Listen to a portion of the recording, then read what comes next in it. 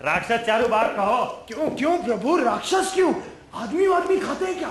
आदमी नहीं खाता, खाता है उसका दिमाग और लोग परलोक। वो अच्छा, तब ठीक है। मेरे पास तो दोनों में से कुछ भी नहीं है। माथा तो है ना, अब से वो भी नदारद हो जाएगा। ना ना, मुझे माथे से क्या लेना देना, मैं तो बस मुक्ति चाहता हूँ। मुक्ति तो वो देगा। अच्छा, कुछ युवतियां जुटा देगा, उसके साथ खीर, पीठा, पुरडास और कुरवा माधवी। क्या कह रहे हैं प्रभु आप?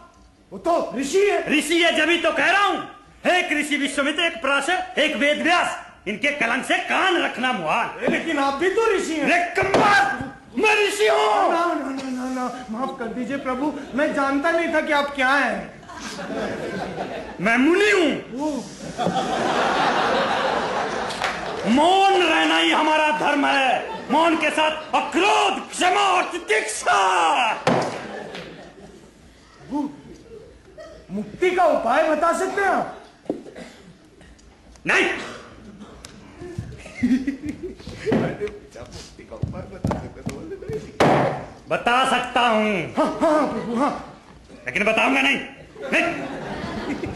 ये इतने लोग क्या रोज ही आते हैं? हाँ रोज ही आते हैं, पर आज संख्या अधिक है। अच्छा, ये गोष्ठी में क्या होगा? वाद विवाद होगा। ये सारे अतिथि वेदवादी हैं, ईश्वर प्रकाल आदि मानते हैं, हम नहीं मानते। दोनों पक्षों में इसी पे तर्क होगा।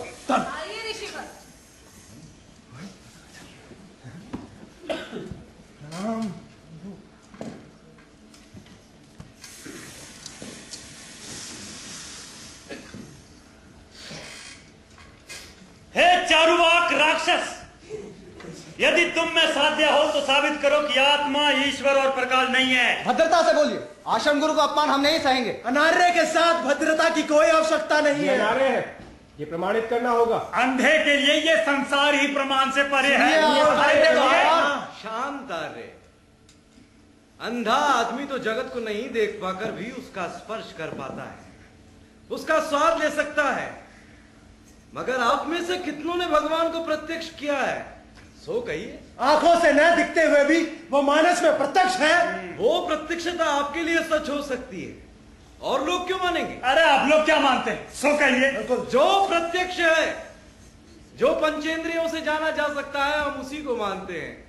इसके अलावा जो है, प्रमाण के अभाव में उसका कोई अस्तित्व नहीं। तब तो तुम आत्मा को भी नहीं मानते हो, क्योंकि वो प्रत्यक्ष नहीं है। बेशक नहीं मानते। फिर तो आप ईश्वर, प्रकाल, धर्म, विवेक कुछ भी नहीं मानते होगे। हाँ नहीं मानते। ईश्वर, प्रकाल, धर्म, ये सभी बातें षड्यंत्रकारी और परायण पर पलने वाले ब्राह्मणों की रचना मात्र है। राजाओं के समर्थन से धर्म की ओट में निरीह जनता पर शासन किया जा रहा है।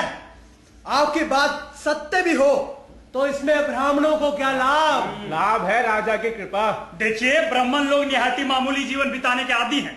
थोड़ा सा अरवा चावल, थोड़ा सा घी, उससे ज्यादा उन्हें कुछ नहीं चाहिए। फिर वो गलत तरीके से राजा की दया की भी क्यों लेना चाहेंगे?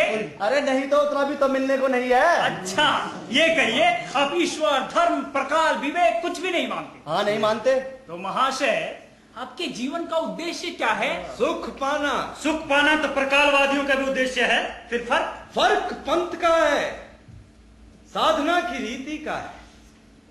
आप लोगों ने तप, तितिक्षा और कृच्छ साधन से अपने जीवन को कांटों से भर रखा है।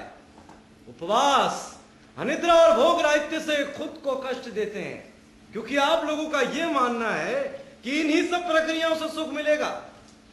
यहाँ न मिले परलोक में मिलता है। बिल्कुल भी है, ये तो साबित नहीं हुआ।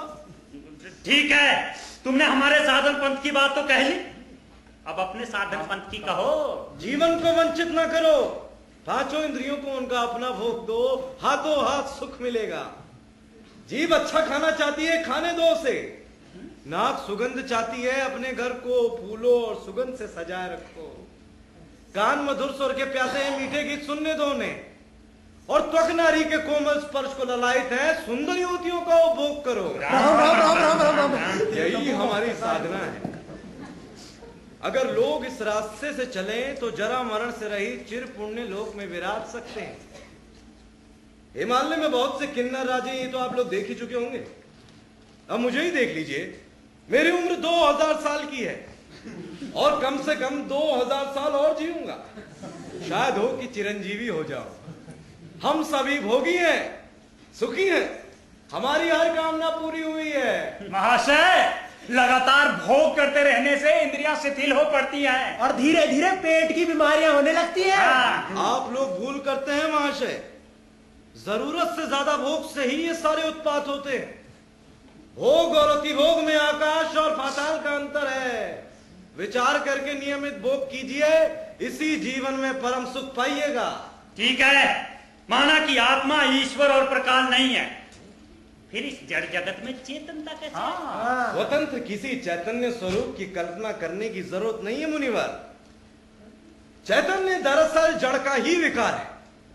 दो लकड़ियों की आपस की रगड़ से आग पैदा होती है, और आग आखिर लकड़ी का ही तो अवस्थान्तर है, लिहाजा चैतन्य जड़ में ही मौजूद है। इस पाप आलोचना को धिक्कार है। इस नर्क जैसी जगह में एक क्षण भी ठहरना हमारे लिए उचित नहीं है। चलो बंधुओं, चलिए मुनिवर, इस पाप नगरी में आकर ही गलत किया। सुनिए, युरुष्ट होकर मत जाइए, हमारा आतिथ्य तो स्वीकार कीजिए। बहुत आतिथ्य हो चुका है, उसकी कोई आवश्यकता नहीं है। चलो बंधुओं, चलिए मुनिवर। मुनिवर।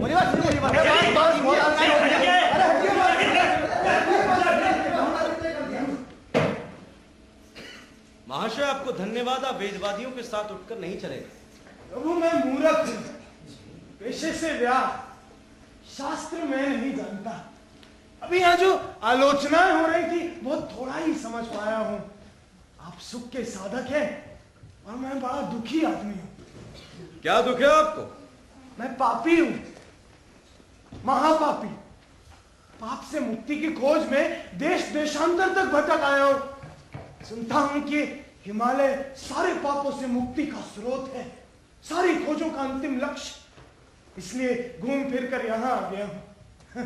प्रभु, यदि मेरी कोई गति हो जाए तो। आर्य, आपने लोका तत्व के मर्म पर चोट की है। मैं कुछ समझा नहीं। इस दुनिया में सभी सुख चाहते हैं, लेकिन आज तक पाप से मुक्ति पाने की आशा को लेकर मेरे पास कोई नहीं आया। और आज इस समस्या के सामने आने पर मैंने समझा कि मेरे तत्व में ऐसा कोई उपाय नहीं है जो पापी का पाप दूर कर सके, दुखी के दुख को दूर कर सके। पाप, ताप और दुख से ऊपर है सुखलोक। लोका तत्व उसी की खोज रखता है। आपके प्रश्न का उत्तर मेरे पास नहीं है। प्रणाम ऋषिवर। अरे मित्र श्रावण, कहां से आना हो रहा है? सीधे इंद्रप्रस्थ से चला रहा हूँ। क्या खबर है वहां की? यदुवंश में सारा राज्य आपस में लड़कर समाप्त हो गया। बलभद्र और वासुदेव ने विदेह रख दी। पांचों पांडवों और द्रौपदी ने महाप्रस्थान के पथ पर यात्रा कर दी। कितने दिनों की बात है?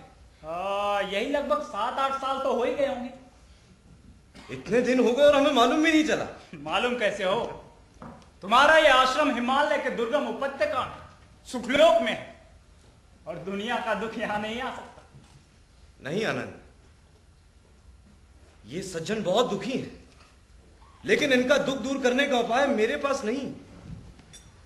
अब इस दुनिया में कभी ना कभी किसी ना किसी अवस्था में लोग पाप करेंगे ही, और यदि पाप से मुक्ति का उपाय ना रहे तब तो जीवन असह्य उठेगा। तो क्या सचमुच मुक्ति का कोई उपाय नहीं है प्रभु? है जरूर, लेकिन उसे वेदज्ञ और लोकायत लोग नहीं जानते। तो फिर पापी की गति क्या होगी? मैंने ज्ञान की साधना नहीं की है, मैं तो सिर्फ आनंद रस पान करने में तन्मय था। लेकिन आज आपके प्रश्न